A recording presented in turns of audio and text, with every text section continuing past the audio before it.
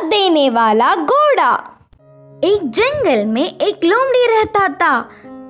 वह कभी भी बाकी जानवरों को अपनी बकवास बोलकर डराता था।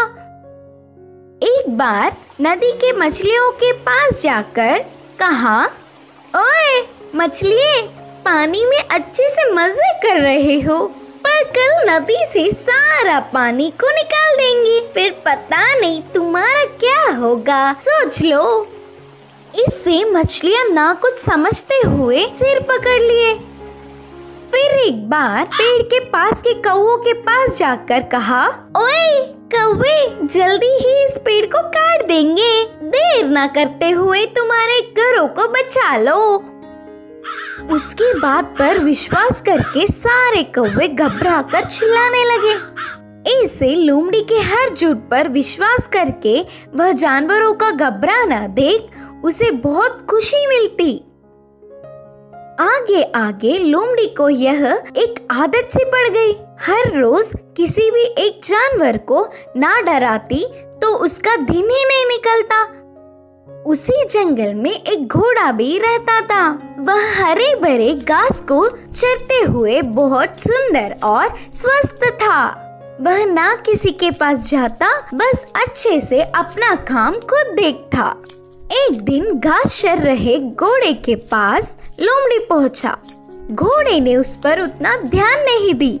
इससे लोमड़ी, यह जंगल में सारे जानवर मुझे देखकर घबरा जाते, नहीं तो कुछ मैं क्या बोलूंगा करके बेसब्री से देखते, लेकिन यह घोड़ा मुझ पर ध्यान ही नहीं दे रहा है, इसकी खबर तो लेनी ही है करके सोचा।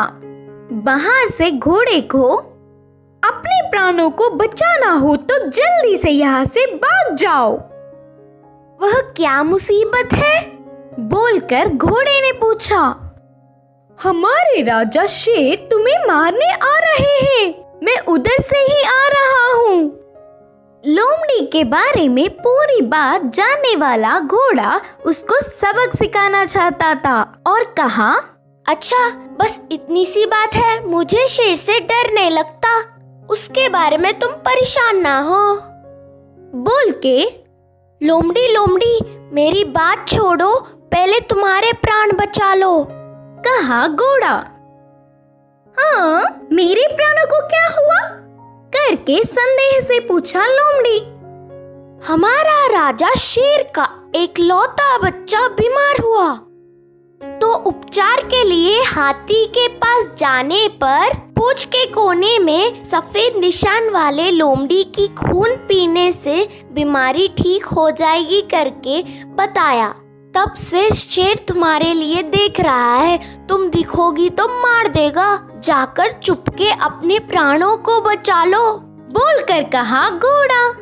इससे लोमड़ी भयभीत होकर तुरंत जंगल के घने पेड़ों में घुसकर बिना किसी को दिखे घर गया।